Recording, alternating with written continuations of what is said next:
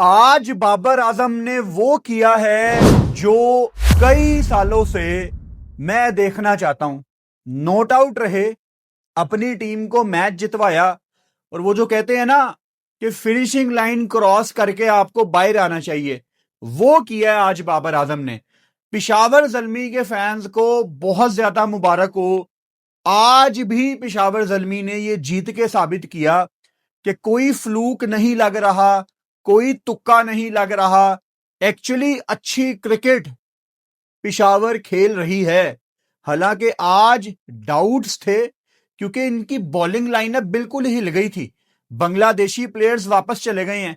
नहीद राना नहीं थे, शरफुल इस्लाम नहीं थे, बासित को डाला, अली रजा को लेके आए, एरन हार्डी को लेके आए, तो बहुत ज्यादा हमें डाउट्स थे। अब कोयटा ग्लैडिएटर्स जितनी घटिया क्रिकेट खेल रही है, तो अगले एक आधे मैच में मैं देखूंगा कि ऐसी लिमिटेड बॉलिंग के साथ जल्मी किस तरह पीएसएल को आगे अप्रोच करती है। लेकिन फिलहाल जल्मी के लिए आसानियां हो गई हैं क्योंकि पिशावर जल्मी प्ले ऑफ में जा चुकी है, अपनी टिकट कटवा चुकी है। तो किसी किस्म का कोई प्रेशर अब पिशावर जल्मी के ऊपर नहीं होगा।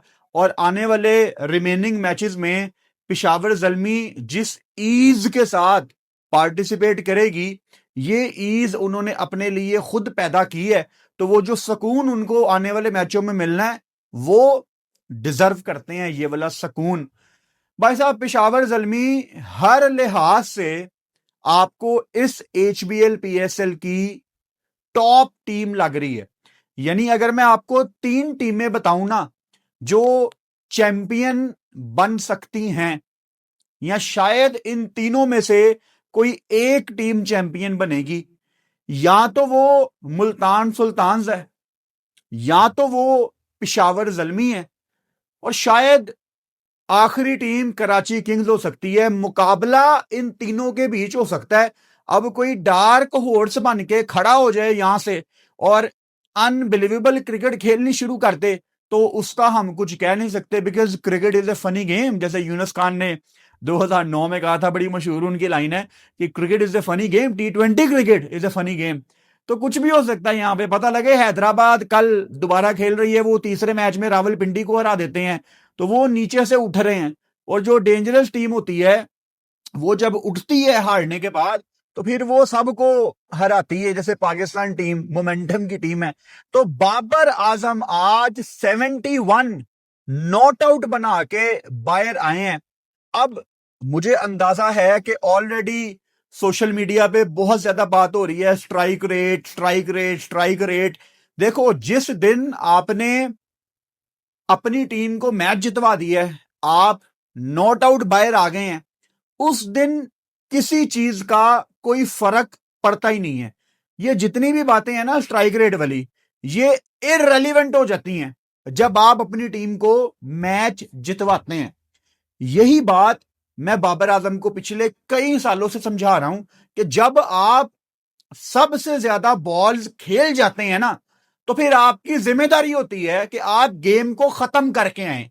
माजी में हम क्या देखते रहे हैं, पाकिस्तान की तरफ से भी बहुत ज्यादा दफा, कि बाबर ने 40, 45 या 35 बॉलें खेल ली हैं और 45, 46, 50 कर दिया है, लेकिन जो मेन रोल है खत्म करने का, वहां पे वो विकेट थ्रो करके बाहर आ जाता था। और वो चीज फिर चुभती थी कि मैच खत्म क्यों नहीं किया, क्योंकि बॉलें भी सारी आप खेल गए। और जो नया बैटर है आने वाला, वो जाहिर बात है फिर आते साथ ही तो पहली दूसरी बॉल पे कोई नहीं मारता। हर बच्चे का हक है आने वाले बैटर का कि वो भी आके 2-4 बॉलें मिडल करे। अब इसका कंपैरिजन करूंगा मैं एक दूसरी नॉक आज जो हमने देखी ऊपर कोयटा ग्लैडिएटर्स की लाइनअप में। हसन नवाज 35 बॉलों पे 37 किया हसन नवाज ने, यानी राना बॉल वाली नॉक हसन नवाज ने खेली। अब जिस तरह मैच जा रहा था, जिस मौके पे हसन नवाज बैटिंग करने आए, तकरीबन कोई 13 साढ़े 13 ओवर रहते थे जब हसन नवाज की बैटिंग आई। तो एक आइडियल अपॉर्चुनिटी थी हसन नवाज के पास। और टूर्नामेंट में उन्होंने पहले अच्छी बैटिंग करके भी आपको दिखाई है कि वो अपनी टीम को मुश्किलात से निकाल के एक ऐसे टोटल की तरफ लेके जाएं जहां पे आप ज़ल्मी को चैलेंज कर सकते हैं।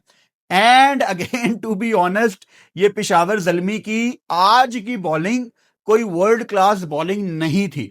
अगेन ज़ल्मी जीती है, लेकिन जब कोई तगड़ा बैटर आगे आएगा पेशावर ज़ल्मी के, क्योंकि कोयटा ऑलरेडी नीचे लगी हुई है, 2 गेम ये जीते हैं टूर्नामेंट में, तो मुझे इनसे ज्यादा उम्मीद नहीं थी।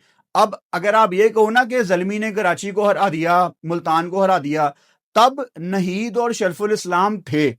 इस कॉम्बिनेशन के साथ आगे बड़े मैचों में पेशावर ज़ल्मी को मुश्किलात आ सकती हैं। पेशावर ज़ल्मी आपको किसी भी सूरत शाहनवाज दहानी को बेंच नहीं करना। आई डोंट केयर आपने किसको ड्रॉप करना है, किसको निकालना है, किसको बिठाना है, मुझे इससे कोई फर्क नहीं पड़ता। आपको एक ऐसा लड़का अपनी प्लेइंग 11 में चाहिए जो कुछ करके दिखाना चाहता है, जो मौके का इंतजार कर रहा है। और शाहनवाज दहानी एक टाइम पे जिस तरह उन्होंने अपनी पीक देखी पीएसएल में, वो पाकिस्तान सुपर लीग की जान बन गए थे शाहनवाज दहानी। उनकी सेलिब्रेशन का इंतजार होता था। और अब पाकिस्तान टीम से बाहर हैं, इंजरीज भी आई, उनके बारे में तरह तरह की बातें मशहूर हैं डोमेस्टिक में कि एटीट्यूड का मसला है, जो कि मैं बिल्कुल नहीं मानता। अगर किसी का एटीट्यूड का मसला है, सो व्हाट। 90s में हर क्रिकेटर हमारा बदमाश था। ये क्रिकेट बोर्ड की जिम्मेदारी है कि अगर किसी का कोई एटीट्यूड का मसला है, भाई मैनेजर किस काम आएगा, कोच किस काम आएगा? यही तो काम है मैनेजमेंट का कि अगर किसी का कोई मसला है ऑफ द फील्ड, भाई उनको आप सॉर्ट करें और उनसे परफॉर्मेंस निकलवाएं। किसी को बाहर निकालना बहुत आसान है, लेकिन किसी को अंदर डाल के उससे परफॉर्मेंस निकालना यह मुश्किल है। तो शाहनवाज दहानी आपको आगे बड़े मैचों में चाहिए, प्लेऑफ आपने खेलने हैं ज़ल्मी, तो उससे पहले आप शाहनवाज दहानी को प्रैक्टिस दें, मैच टाइम दें, गेम टाइम दें। कोयटा ग्लैडिएटर्स कहीं गेम में थी नहीं। पेशावर ज़ल्मी ने पहले बॉलिंग का फैसला किया और बहुत ही मुनासिब फैसला था, क्योंकि अभी तक हम रोज सुन रहे थे कि कराची में ड्यू आएगी, कराची में ड्यू आएगी, लेकिन कोई बहुत ज्यादा ड्यू हमने देखी नहीं। लेकिन आज वो पहला दिन था जब तीसरे ओवर में ही, यानी कोयटा जब बॉलिंग में आई है, तो अबरार ने टावल पकड़ के बॉल को ऐसे साफ करना शुरू कर दिया था जैसे बॉल किसी ने पानी में से निकाला हो। फिर उसके बाद उस्मान तारिक ने भी बॉल को साफ किया, साउद ने भी बॉल को साफ किया।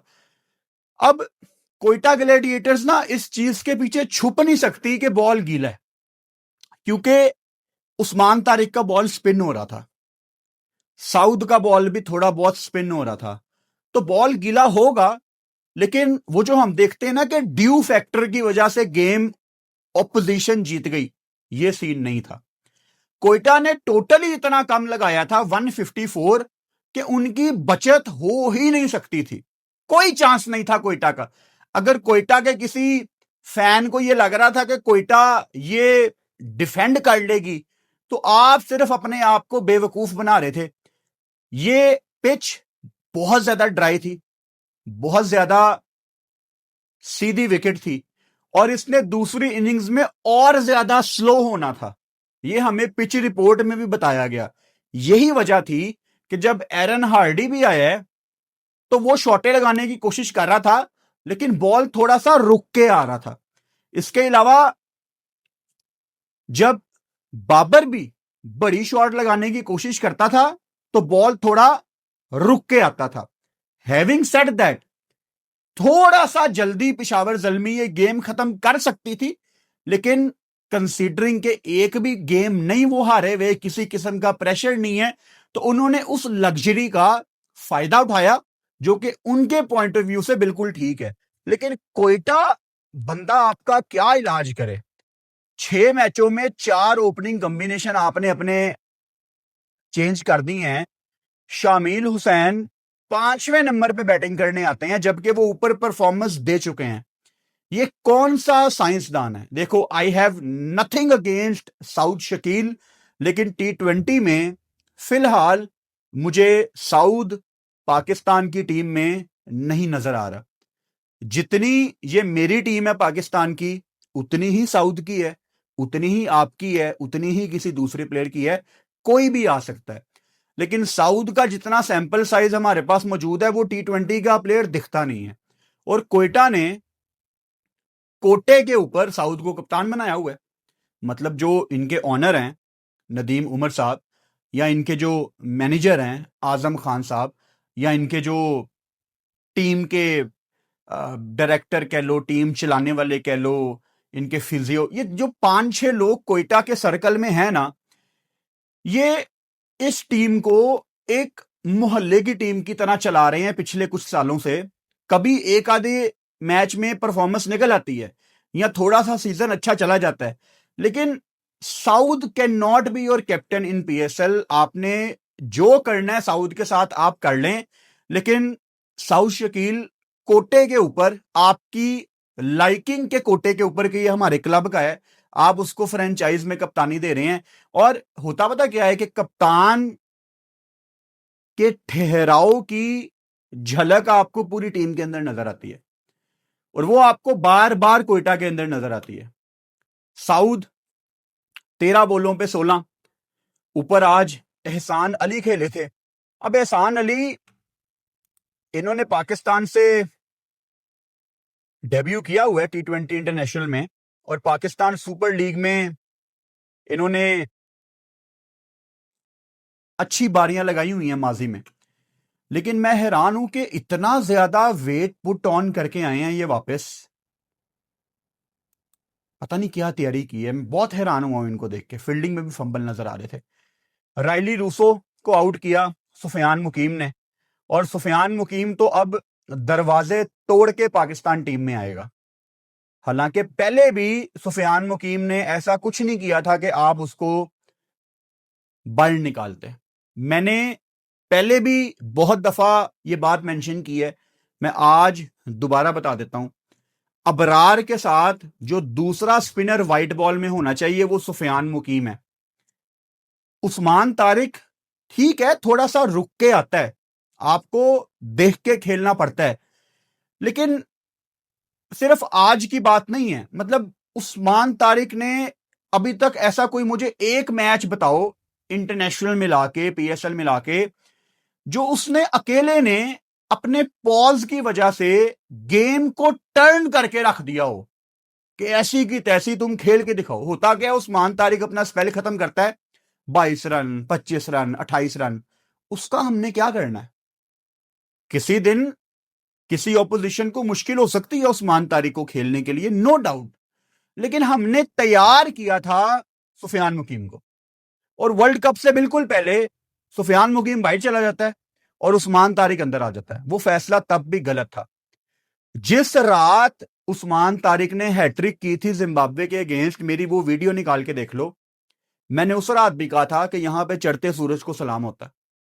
Sufiyan Muqeem was ready to play for Pakistan and he is ready to play for Pakistan.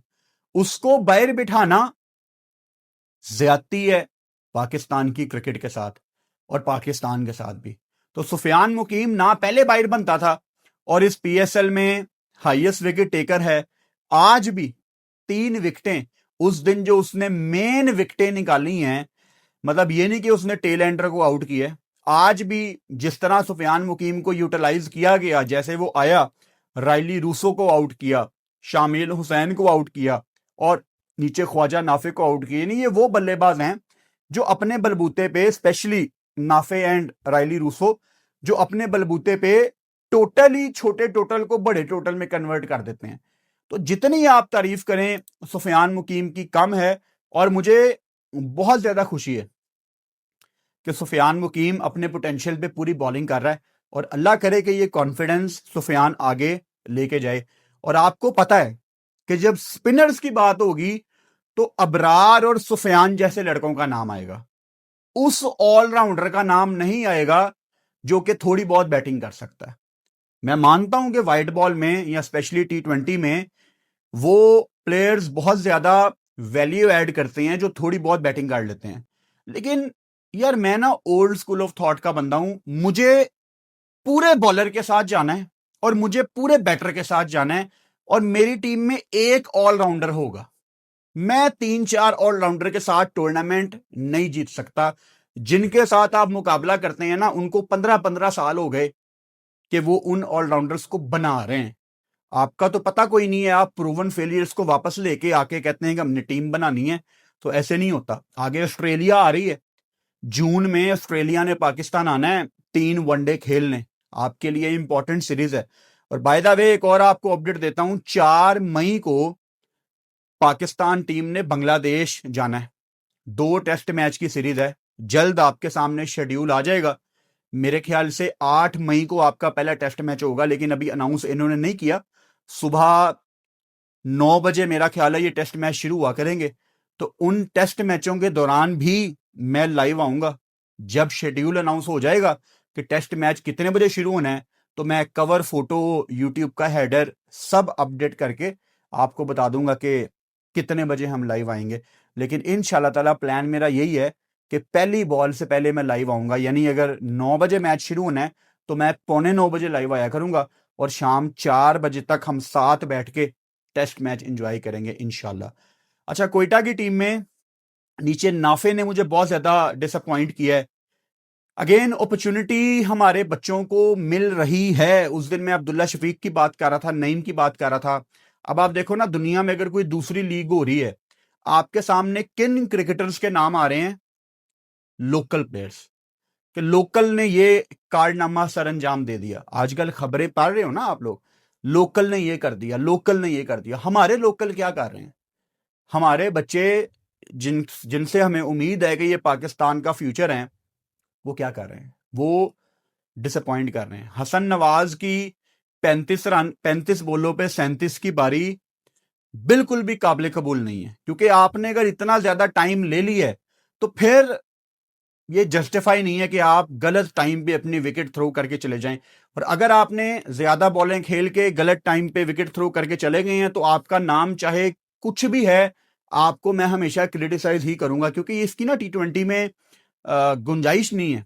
ज्यादा बॉलें खेल के आखिर में सारी बॉलें भी आपने खेल ली और रन भी आपने नहीं बनाए। मैं मानता हूं कि विकेट थोड़ा सा स्लो था, लेकिन ऐसा भी नहीं कि 160 आपको यहां पे करना था। तो बुरी क्रिकेट इन्होंने ही खेली है। इफ्ती को जितने अच्छे तरीके से मिसबाउल हक और बाबर आजम यूटिलाइज कर रहे हैं, मिसबाउल हक इनके कोच हैं, और मिसबा का इंटरव्यू में बार बार रेफरेंस देता हूं कि मिसबा ने मेंशन किया था कि इफ्ती को बहुत ज्यादा तजर्बा है यहाँ पे क्रिकेट खेलने का 1975 से। इफ्ती को बहुत ज्यादा तजर्बा है।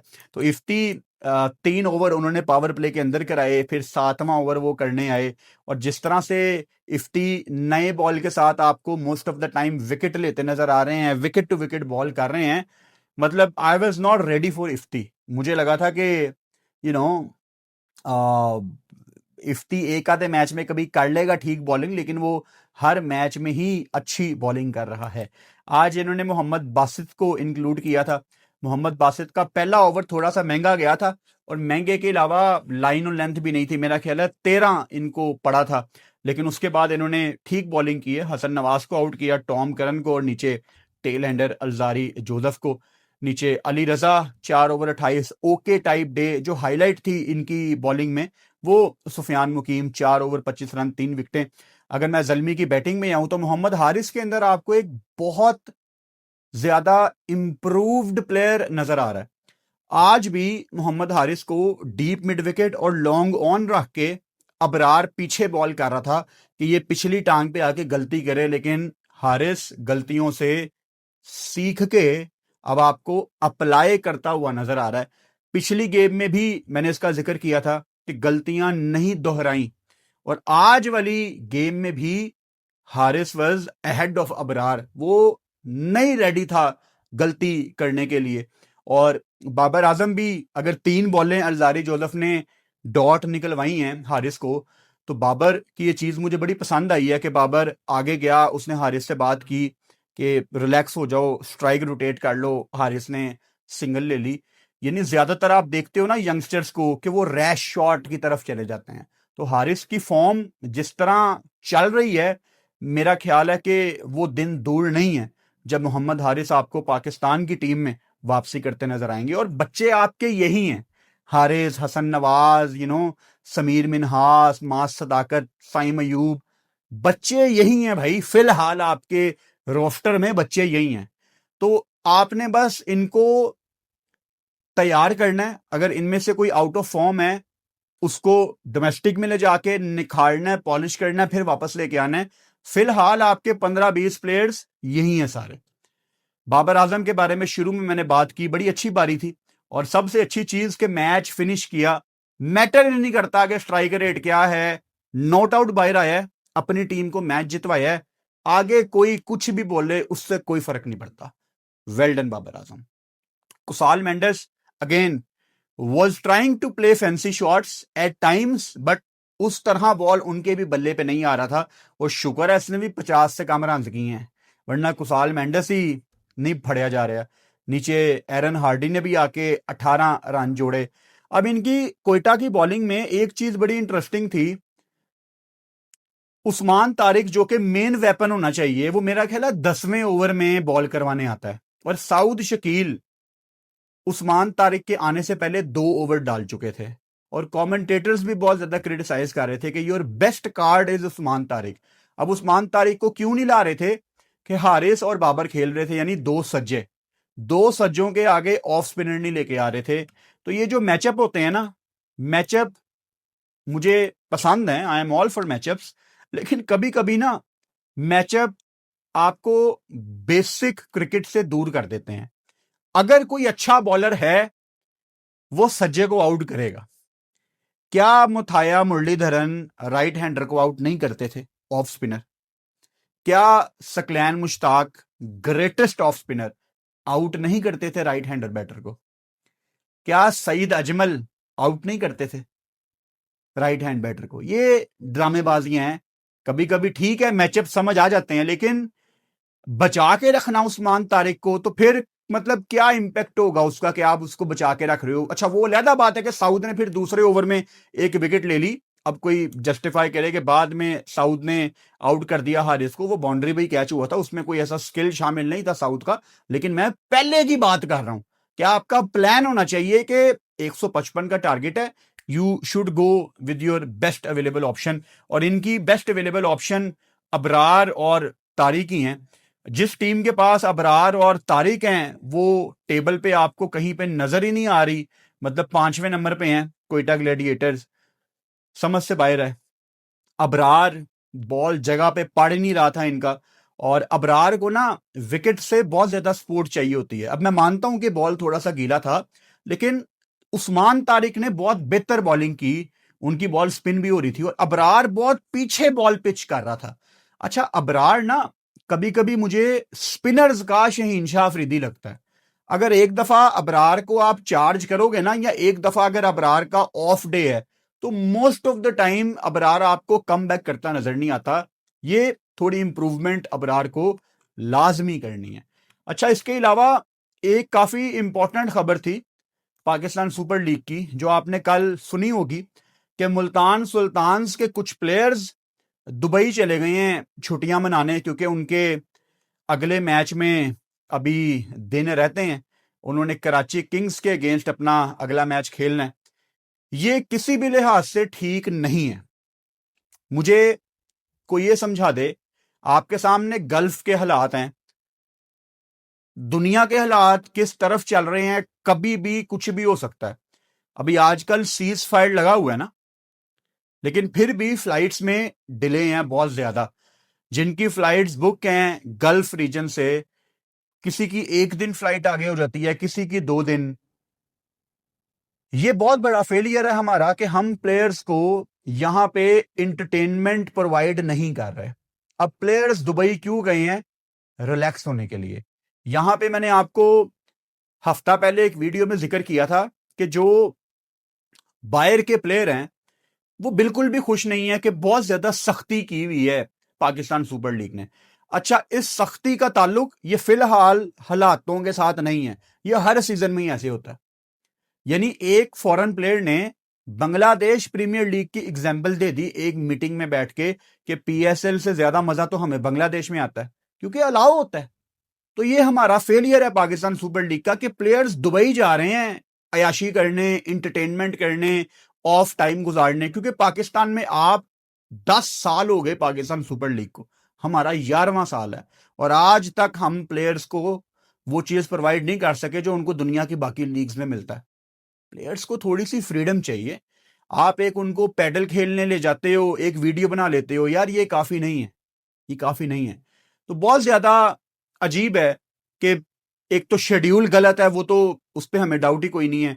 प्लेयर्स छुट्टियों में ऑस्ट्रेलिया तक से चक्कर लगा के वापस आ रहे हैं, यार ये मजाक चल रहा है। मतलब ऑस्ट्रेलिया यार दुनिया का दूसरा कोना है यार। अगर आप दुबई से ऑस्ट्रेलिया जा रहे हैं भाई, कोई 14-15 घंटे की फ्लाइट है, यानी पूरा दिन आपका निकल जाता है। और वो प्लेयर अंदर से कितना डिस्टर्ब होगा कि एक दिन जाना, दूसरे दिन आना, वो सिर्फ 2 दिन ऑस्ट्रेलिया गुजार के वापस आ रहा है। तो ये फेलियर है पाकिस्तान सुपर लीग वालों का कि प्लेयर्स कैसे आप अलाउ कर सकते हैं यार कि वो दुबई चले जाएं। खैर, कल डबल हेडर है, 2 मैच है कल, और पहला मैच है, शेड्यूल निकाल लेता हूं मैं। पहला मैच है मेरा कल हैदराबाद का ही है, हाँ। पहला मैच है कल दिन का, दोपहर को 2:30 बजे, हैदराबाद और रावलपिंडी का। दूसरा मैच है कराची किंग्स और इस्लामाबाद यूनाइटेड का। सो दोनों मैचों में इंशाल्लाह मैं लाइव आऊंगा। जो दोपहर वाली गेम है उसमें मैं लाइव आऊंगा 2:25 पे, यानी मैच शुरू होने से 5 मिनट पहले। पेशावर जल्मी के फैंस को बहुत ज्यादा मुबारक हो।